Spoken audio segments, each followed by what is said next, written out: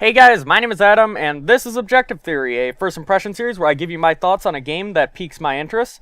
Today I'll be taking a look at Dev Tycoon, which is developed and published by Greenheart Games, and was released on Steam on August 29th of 2013. Please do keep in mind that this game has been made available on their website for quite some time beforehand, however just recently the game was greenlit and is now available on the Steam service. The overall background of this game is really easy to understand. It is a tycoon game, meaning you're going to be managing something really big, and in this case, it is all about game development. It is quite literally a game about game development, which interests many gamers, and I think it can really relate to us a lot more than other tycoon titles. For example, Roller Coaster Tycoon isn't exactly a game that we can connect with, but it's really interesting to manage something so big. And game development is something that all of us take an interest in, and it's actually a career path that I want to go down. So it's especially interesting for me, maybe not so much for the people that play different games and intend to go into a completely different career field, but today we're going to take a look and see if this tycoon game actually manages to interest me, if it actually makes me feel like I'm managing a game development studio. So taking a look at settings first, you will notice that you can turn gameplay hints on and off. This will not affect the tutorial. The first time you load up this game, you will be forced to do the tutorial, but every time after that, it will ask if you want to have that skipped. Also, you can turn sound effects on and off, music on and off, and there is a master volume slider, which is totally reasonable. There are pretty much no graphics options to speak of, because it's a tycoon game and it's meant to be very basic, it's meant to be cartoony, and I can't really fault the game for that, so that's totally fine. Also, you can switch between windowed mode and full screen, which again is very much so appreciated, but let's get right into it. So since the green light of this game, they have added a bunch more content. I actually picked this up way back on their website, but the Steam release has a bunch more content. They fixed a lot of problems that I actually had with it beforehand, so we're going to see if this is actually a really good game by this point, and we'll have to find that out. So, right off the bat, I'm going to skip the tutorials just because it's not that interesting, and we can start on Dev Tycoon. So, welcome to Dev Tycoon. In this business simulation, you have been transported back in time to start your very own game development company right at the beginning of the PC revolution. In the next 35 years, you can build your dream company, create best-selling games, gain fans, and become the leader of the market. We're going to be a good old-fashioned EA at this point. Before you start your adventure, you have to give your upcoming company a name. So, I am simply going to have my name be MeetingTheObjective, because I'm not that creative. Really not. And the player name can be Adam, and there is minor levels of customization here. You can be male or female, and you can do a little bit of customization with your character. You can change your hairstyle, but I'm going to leave it at this, I think. And you can change your shirt. You can't change your pants, but you can change your shirt. And I'm going to go with a very classy shirt, and I'm all business today. You know, I don't want to go with anything too crazy. We don't need the sweater vest. That's not what I'm going for. I'm going for the red, very professional look. So let's go with that. And this is actually something brand new, which we will get to, but first off, I'm going to say no, and I'll explain it in a little bit. We will write over this, and here we are. So, we're in our garage, and I like the idea of this, the fact that you're a startup indie developer who's trying to make it in the market, a time when gaming isn't really that large, you're working a lot with 2D, you're working with brand new concepts that you've never seen before, and you're working straight out of your garage. You're not starting off in a major development studio. Instead, you're starting off in your garage, you're working from nothing, and you're trying to make yourself into a company. So the first thing you can do, of course, is develop a brand new game, and this is going to be exactly what the gameplay is. You are going to be moving a lot of sliders around, you're going to be choosing the topic, genre, platform, all that good stuff. You're not actually working hands-on. However, that's never what tycoon games have been about. It's all about management. You're not looking to go to the nitty-gritty. You're taking a step back and you're looking at it from a broader picture, basically. You're looking what actually works in the market, and then you're going to build a game around that idea. So, you can actually name your game, which is pretty much the standard, and they actually have improved this quite a lot. You have a lot more space to work with. A complaint that I had beforehand was that game titles had to be really short, and they limited the amount of space you had. It's still limited, but you have a much wider range to work with. So, first off, let's pick a topic, because that will determine exactly what the game will be called. This is always random. In the previous version, which was on their website, it was a fixed amount of things. So you could have space, you could have racing, stuff like that. That was what you started with. But in this case, it's completely randomized. And I'm not actually a huge fan of this, and I'll tell you why. Because in the startup industry, if you're making a game about aliens, if you're making a game about rhythm, and I have no idea what rhythm even is, I have no clue. If you're making a game about fashion, that's just kind of silly. Honestly, I like the system where you had the big name title topics to work with, such as space, such as I I guess racing is another example. Stuff like that. I mean, that's very obvious. That's what game developers were actually doing in this time, and horror games haven't been a thing until very recently. So I'm not so sure I like this, but I will give it a chance. Some people got very bored with the already pre-made list, so I can deal with that. We're going to go with a horror game, and we're going to get right into the market there, and you could pick a genre. Here is pretty much what you're limited to. You have action, adventure, RPG, simulation, and strategy. I am going to go with a horror RPG, and we're going to be developing for the PC. I'm going to call this Slaunder.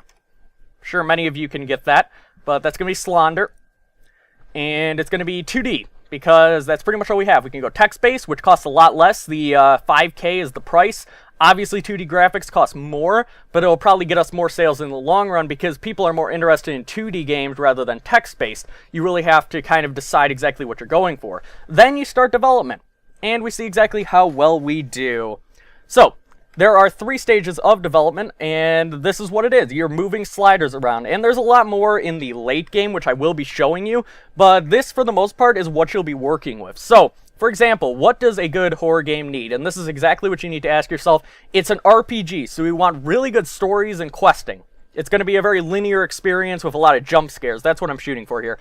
The gameplay needs to be pretty good. Engine, not even important at all. Not that important, at least. So we're going to be working with this, and the sliders seem to be pretty good. So we can click OK, and our guy will start, pretty much popping these circles out of his computer. And it will fill up our design, technology, research, and bugs. And essentially, you want a bug-free game. You want to get research points so you can kind of look at new topics and just get all this different stuff that will help you make better games in the future. Meanwhile, design and technology is completely dependent on the game you're currently working on. Research points are not. They are actually used outside of the development process, so that's something to keep in mind. Alright, so development stage 2. You have dialogue, level design, and AI. So AI, there's no good AI in these games. Don't even pretend there's no good AI in horror games, so we're not going to deal with that. Dialogue is very important. You kind of want to feel something. Level design is also really important, though, so I'm actually going to say that level design is more important than dialogue in this particular case, which is probably accurate, and we will continue right along. I know that RPGs like dialogue, but that, again, leads into a direct complaint that I've always had with the game, which I will get into once we actually see how the game does. So, we want really good world design. That's very important. Graphics should be pretty high up there, although sound, ooh, that's a tough call. I mean, all of this stuff's really important. I think sound has to be at the complete forefront, though, because you need to have those jump scares. Why not? Graphics are not as important. World design does need to be pretty good, though, and I think we'll go with that level of sliders right there. And again, we're just pumping a bunch of technology and design points, and hopefully we can get as many as possible. We're going to be working out the bugs now, and after all the development process is done, we work out the bugs, we can possibly get some more points into design and technology, and with that, we can continue on to finish the game. And we can do this whenever we want, but in the upper right, you'll notice that we are losing money. We are paying an $8,000 a month, I think, rent or whatever we're charging, and that's it. So, this is the game. And you all may have noticed something brand new that wasn't actually in the Greenheart Games version that I played, and that's you can rename the game, actually. Once you complete it and you're on this stage, you can actually rename the game. So if you actually forgot to do it at the beginning, which I've done a lot, and you had the infamous game named Game 17, you can change that. Yeah, so Slaunder, if I really want to change it, then I can change it to Slender. But personally, I like Slaunder a hell of a lot more, and we're going to release the game, or we can trash the game if we're not happy with it at all. Personally, I don't see any reason to do that, unless the game is absolutely going to be trash and you lose all your fan base from doing it. You want to always release your games, especially at the beginning, because you are going to be losing money really quickly. So let's release the game, and we will see exactly how well it does. Alright, so reviews are going to come in, and then it will give us the point-based system. This is very much so a Metacritic-style scoring system. So we're getting 6s. This is actually not a bad game. We got a 5 there, and please give me something higher. 5. Alright, so overall it's about a 5.5 rating, and that's not too bad. And they give you little hints here, like their focus on stories/quests serve this game very well. I gotta be honest, I'm still a little unhappy with how little these reviews give you. They don't actually tell you too much about what you did. They do give you little hints, like RPG games work well on PC, their focus on stories and quests serve the game really well, it's quirky but good, have seen better. I mean, this stuff is very basic, it's very, lackluster, I think. But outside of that, they've actually added something that I really like. So here's news. Meeting the Objective, a newcomer in the game industry, has just released their first game, Slaughter. The game had a moderate response from reviewers. We are curious what Meeting the Objective will deliver in the near future. Alright, so after you create a game, you can do this brand new thing called Generate a Game Report, and I'll show you exactly what that is. You will be given a list of stuff that you can actually look at. So right now, Slaughter, and it's going to give you all of the information. Currently, we haven't sold any copies. It's still in the works, but we will see a profit here if we look later. So let's select this, and our guy's going to start generating a game report. And this is like what analysts do. I like how they've added this, although I'm not too sure that indie companies focus on this so much as AAA development studios. I'm happy that they did this to kind of make up for their poor reviewers. So taking a look at this once we're done, this does give you research points, by the way, so that's an easy way to grab a couple extra research points if you need it. And if you take a look here, 1, horror and RPG is an okay combination. Level design seems to be quite important for this game. This is essentially telling you what you need to do in the future to make it a better game, or what you actually did in this one that made it a good game. I like this. This is a really good feature, and it's something that I really thought was missing from the game previously. To be honest with you, the only way to make an extremely good game that I found was to look on their Wikipedia page. And you can do that still, but this helps a lot, and you shouldn't need to look at a wiki page in order to be able to play the game really well. I like how it's giving you these notes, and you can actually write them down. There's nothing illegal about that. You can totally just get out a piece of paper, say, okay, so we've learned this from our previous game, and if you really want to get into it, you can take a whole sheet full of notes. And in future games, you can adjust the sliders accordingly. I like the feature. This is really good. It's the supplement for a wiki page. It replaces it in a sense. Alright. So, we have 22 research. What does that mean? Well, we can do some research. That's what that means. They are called RP, that's research points, and if we get 50 of them, we can create a custom game engine, which does sound pretty interesting. But, right now, we can research new topics. Once again, all of this is random. The list is completely randomized every time you start a new game, so you'll have no idea where you are actually going to be going with this. But, my god, I have horrible choices here. Creating a cyberpunk game in the 80s? Are you kidding me? That sounds like a horrible idea. A hospital game? I mean, is this Surgeon Simulator? I don't, yeah, we're going to create a Surgeon Simulator game. That's what we're going to do. We're going to start the research on that. I have no idea, but again, I don't really like the change they've made. I think that the basics should be started out with, and then you can research into more broad and bizarre topics that you can actually make a game on. I like that system a lot more. I'm not quite sure why they did that. I wish there was an option to just keep it the way it was, but there isn't. Those are just my minor complaints so far. If we take a look at game history, this is actually pretty nice. You will notice that it will tell you your income, your profit, all that good stuff on games you've released in the past. It also does tell you your score. It tells you your top sales rank, your fans that you gained from it, all that good stuff. So I like that a lot. The game history was never a problem for me. I actually like all the info they give you here, although they could have done a bit more. I like it the way it is, though. They also tell you the units sold, and this is continuously growing. If you look in the upper right, you'll notice that sales are still going on here, and I'm gaining small amounts of fans. So that's really nice to see. And with that, we can develop a brand new game, and I'll be doing this for a short while just to show you exactly what the game has to offer in the early game, and then we can move on. But right now, we're going to create a Surgeon Simulator style game, which we'll call it Surgeon, I think that's how you spell Surgeon, 1.0, because I'm special like that. And this is going to be a simulation game. It should be comedy. I guess simulation is the closest thing I can get to it. Yeah, we're going to go with that. I should make it text-based. That'd be hilarious. We're totally going to make it text-based. Why not? A simulation game that's text-based. You can do the silliest stuff in this game, and in that sense, there is some humor, but it's kind of like drawn from you as the consumer. Like, the game isn't necessarily trying to be funny, but you can make it funny, and I think that applies to a lot of different things. So we want the engine to be really good, stories and quests completely unimportant, gameplay needs to be really good. Yeah, that seems good. Sliders are right where I want them. And we're going to, again, start pumping research points and whatnot into them. If I do have another complaint, though, the sliders for the game do seem to be pretty unclear. For example, dialogue. What does this mean? Does this mean only for RPGs, like the character interaction? Or does this mean random people talking on the screen? I don't know. I mean, that could imply both. Also, level design, I mean, if you're doing a racing game, I can understand, but if you're doing something different, something kind of silly that's really drawn out and maybe open world, this can get a little awkward because there's world design as well. So, things are pretty unclear. That is a complaint that I have with the game as well. Nonetheless, it's still pretty fun. I don't know why I would put the AI up. However, everything relies on the genre you pick. So even though this is a hospital game, you need good AI because it's a simulation. That's what I don't like about the very brief options you're actually given. We're going to put the level design lower, and dialogues don't really matter in this situation, I don't think.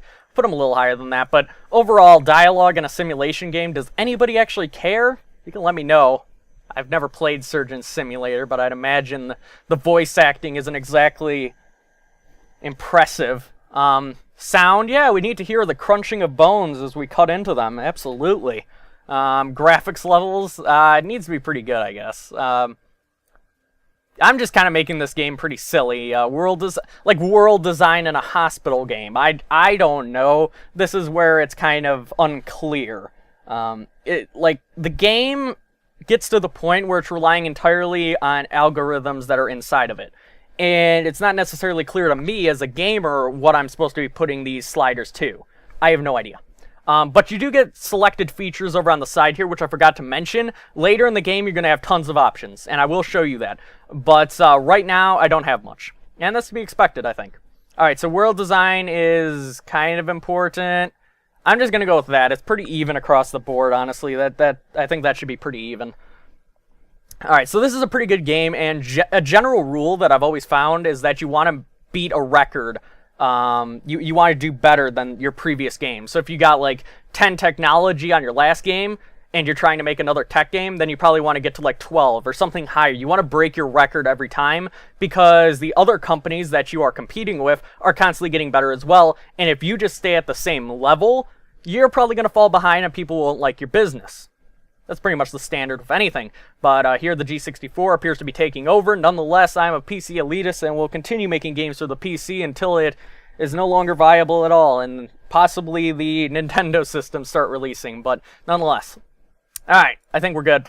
No more bugs and all that good stuff is sorted. Again, you can change the name. Mentioned that before.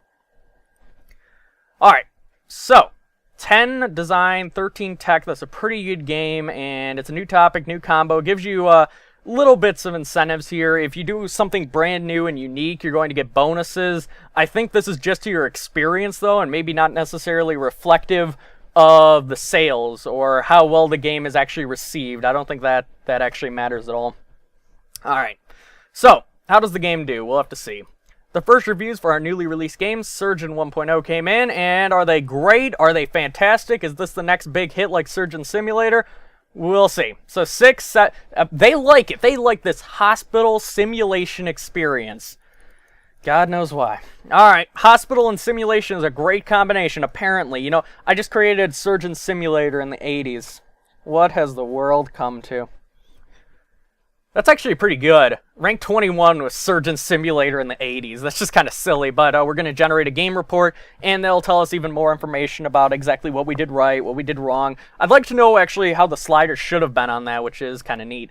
Surgeon 1.0 has received a company sales record with over 10K units sold. On our second game, guys, we beat the first one. Yeah. According to rumors, the Japanese company Ninvento, yes, it's Nintendo, is planning to launch its very own home gaming console. Ninvento is widely known for Dinky King, or Donkey Kong, perhaps, and that's pretty much accurate. Many industry experts doubt that home gaming consoles will take off, but we are eager to see what Ninvento will deliver. Oh, how wrong the news always is. Anyways, though, let's see exactly what our post-release analysis is. Alright, so hospital and simulation is a great combination. Already knew that. Engine's very important. Already knew that. It doesn't exactly tell you stuff that you don't know, but eventually you're going to find out stuff that you actually didn't know, and it can probably help you in future games. Alright, so with that complete, I am going to make one more game, I think, but let's take a look at the new topics. Every time you get a brand new one, it will add another one to the list that you can actually research. So I got Hospital last time, now I can study in Spy. So I'm actually going to do that. A Spy game sounds really interesting, and I'm at 25 research points, which means that another 25 later, I can actually get my own custom game engine, which will improve the fidelity of all of my games. Nonetheless, there is the Spy game completed, and you'll notice that the sales are slowly tapering off, which is to be expected. But let's develop that brand new game. Let's make this a Spy game. It's going to be a Spy adventure. I don't think so. I think a Spy action sounds a little weird. An aliens adventure? I don't know. I'm kind of out of ideas. You also can't do the same type of game back to back, otherwise people are really upset. I don't think that's very accurate, though. Just look at EA. Anyways, let's take a look. Also, Activision, I guess, is another example of that. But let's go Spy game, and it's going to be a Spy action. I don't think that's a very good genre combination, but we're going to go with it.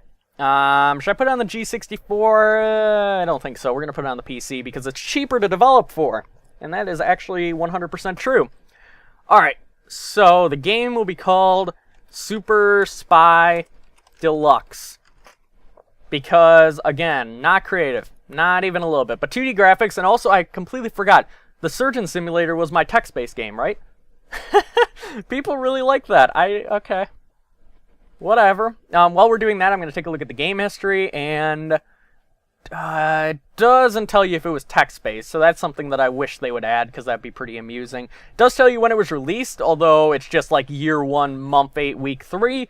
I think that they could change the date just a little bit, but other than that, I don't really have too many complaints. The reviews on that were pretty good. A 7 is not bad. Metacritic was very generous.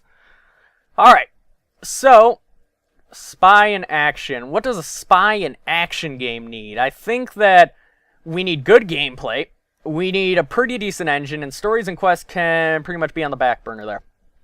I think that is pretty much reasonable. I don't think that that is very far off.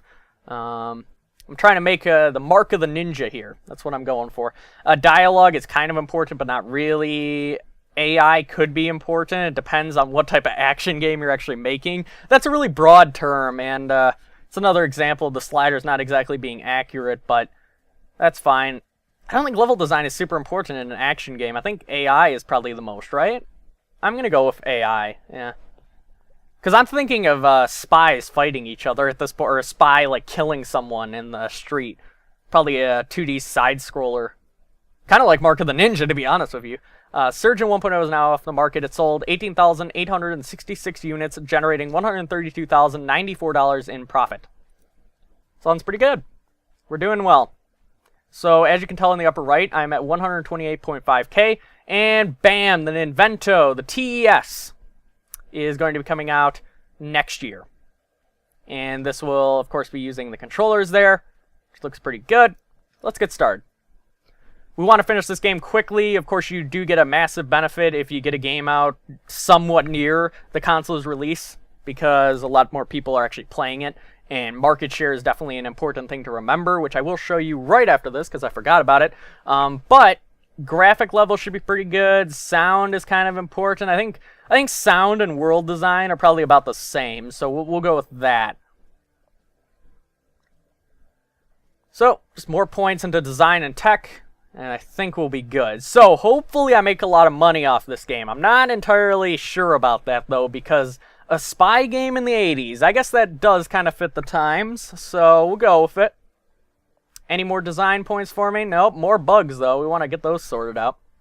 Alright, let's sell the game. We did hit a new record on design. It's a new topic, new combo. We leveled up a couple of things, and leveling up only means that your character is actually better at doing said thing. So I'm going to be better at gameplay. I'm going to be better at graphics. That's about it, though. So, release the game, and we'll see exactly how we do. I'm going to start researching something brand new as well. Actually, no, I'm going to wait on the game report. Alright. So, Super Spy Deluxe. What we get? Please give me good reviews. A 6, I'll take it. Our games have been hitting around that ballpark every time, so I'm actually pretty satisfied with that. There's a 5, And maybe a 7? Yeah, there we go. I love you, all games. Sometimes you're douchebags, but right now, I'm very happy with you. So that's it. And we're going to start making tons of money off that. We can generate a game report here, which I actually will do. And I'm kind of waiting for something brand new to kind of pop up at this point so I can show you that. It is from the base game, but here it is, contract work. Hi there, I've just finished Super Spy Deluxe, and I am impressed by your talent. I'm in the contracting business, and we could use skills like yours. If you're ever short on cash, just let me know, and I will see if I have some work for you, Jason. Contracts have not been unlocked, and apparently that's a tutorial message, even though I turned it off, but there you go. So contracts are definitely not a brand new thing. It was in the Greenheart Games version as well. And I will show you that. Alright, so spy and action is a great combination. Graphics seem to be very important for this type of game. Platform genre matchup is good, so that's nice. Alright, so if we take a look at contract work, and again tutorial messages, I'm not entirely sure why, but they are here. You can choose to do the 5 weeks course here for setting up computers, but essentially this is quick cash. 12K is not much, and especially later in the game when you're running a whole development studio, this stuff will earn you absolutely nothing, because in the time it actually takes you to do the job, you're probably going to be paying even more money. So this is something nice to do after you finish releasing a game. Your staff needs a little bit of a vacation, they don't necessarily want to be working 24/7. This is probably a good thing to do at that point. Right here, I mean, this will take 5 weeks, at least that's my deadline, and it will pay off 12K. If I fail to do it, then they will charge me 4K. So, something to keep in mind. You want to do something that is actually reasonable. Some of these are very unreasonable, such as this. Getting 20 tech in 4 weeks is pretty difficult. I'm not saying it's impossible, but it is kind of difficult. I'm going to go with the 6 and 9 here. And there actually is still a problem that persists with the contract work that I'm sure many of you are aware of if you played the Greenheart Games version. And it still annoys me. I'm waiting for it to actually happen because it doesn't happen every time. But there's the successful contract work. We're going to keep doing contract work till I actually see it because it is the most annoying thing in this game. It really is the most annoying thing in this game. He may not have it happen this time around. It's like a 1 in 10 chance every time you do a contract. But alright, last one. And I believe every month these things are reset. So every month you get a chance to make more money with contracts, which is pretty nice. Alright, Super Spy Deluxe is off the market. We did pretty well on that. Alright, so keep working. We're at a good pace here. Does not look like we'll be able to make it. We may be able to. Oh, it's going to be close. No, barely off the mark, which is a little unfortunate. But there's a 4K penalty. Alright, so I will actually show you the bug that annoys pretty much everybody that plays this game in the very near future. But in the meantime, I'm going to go ahead and skip forward to my other save here, which is where I am in a brand new studio. So once you hit about $1 million, you get the option to move into a brand new studio like this. And you can do a bunch of cool stuff. I mean, you can create brand new games, you can hire staff, you can do a bunch of cool stuff. So if we take a look at the staff list, currently I am the only one here. However, if we had more people, it would show up on this list as well, and you can flip through them and all that good stuff. So right now I'm going to try to fill a position, see exactly what's going on here. There's a tutorial for, again, whatever reason. But you set your budget, which is pretty good. I'm going to go ahead and set the budget for 150K, which is, I think, reasonable. Complex algorithms, you can kind of pre-filter this, but I'm not going to do any of that. I'm just going to start looking, and we'll see exactly what happens. In the meantime, though, I'm going to show you some of the research that you can do later on. So, instead of just topics and just a game engine, you can now do stuff like mono sound, casual games, marketing. Marketing is actually extremely important. That will help you build hype for your game in the future, which, of course, is very important if you're in a level where you're trying to develop like large titles, and I'm thinking like EA and Activision sized titles. Like if you want to sell a lot of copies of Call of Duty, making a good game probably isn't enough. You want to get a bunch of hype behind it and get a ton of people to buy it just because everybody's talking about it, and that's very important. That sells a lot of copies.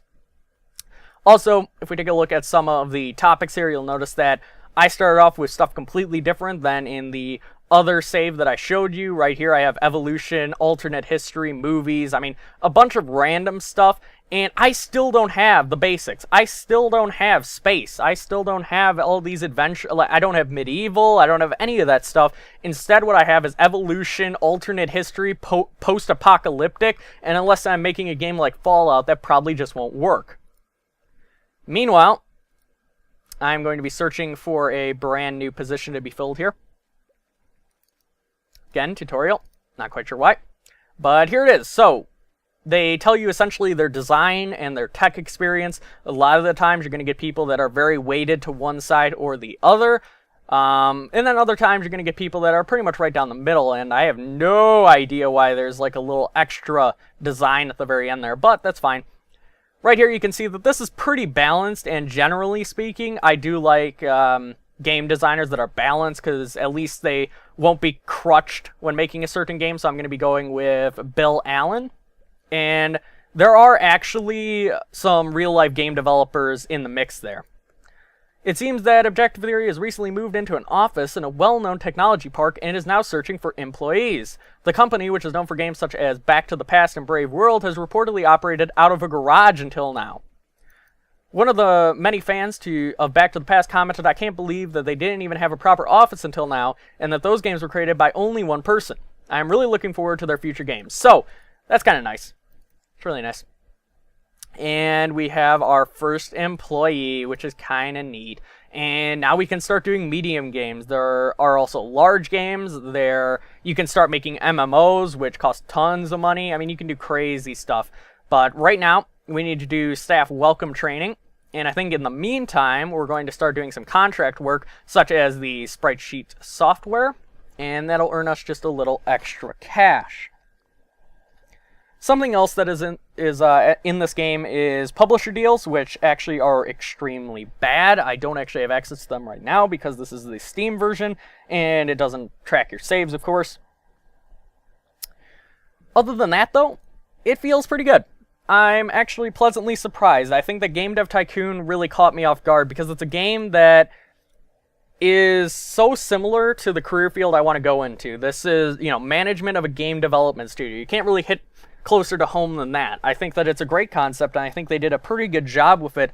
The only real problems that I have are the sliders are pretty unclear, which you kind of need to have because that's your base gameplay. You're trying to make a game in your image. That's the most important thing here. You're trying to make a game in your image, except you don't really have much control. And I think that bothers a lot of people, and it's why a lot of people binge play Tycoon games, but then stop and don't play it again. I think Game Dev Tycoon is going to be pretty much the same way. You're not really going to get much different out of that, but it is a Tycoon title that gives you some access to the life of a game developer. And that's nice to see. I'm actually really happy about that. The last thing I want to show you is creating a custom engine here, and these things cost a lot of money. This is no small investment. For example, if I just have the stuff that is clicked on here right now, it would cost me $90,000 and also take up a lot of my time to develop this engine. If I want to throw in 3D graphics, if I want to throw in game tutorials and better user experiences, well, now all of a sudden we're up to $180,000, which is ridiculous. I would be going broke, and I wouldn't be able to develop a new game before I was in bankruptcy. So you can't always do this. I like that you have to budget your money, although I also do worry that people are turned off by that. In the Greenheart Games version, I felt like a lot of the games I developed really didn't have much control on I couldn't control the games, I guess is what I'm saying. And it felt like a lot of it was up to pure chance if a game took off. For example, if I put out a post-apocalyptic RPG, like a Fallout style game, there's no guarantee that game could take off. Even if I put all my design and technology points into it, maybe the market just didn't want it. And that's a real problem. I'm not a huge fan of that. I think that a lot of games are in the same boat in real life, but you also have to look at it from a design perspective and say, well, why exactly is that? And it's a tough theory to crack, because on one hand, they're trying to make it like actual game development, and on the other hand, they need to make it an enjoyable game. Obviously, they are sending a very important message when they show that publisher deals are extremely bad, and indie development does suffer from it.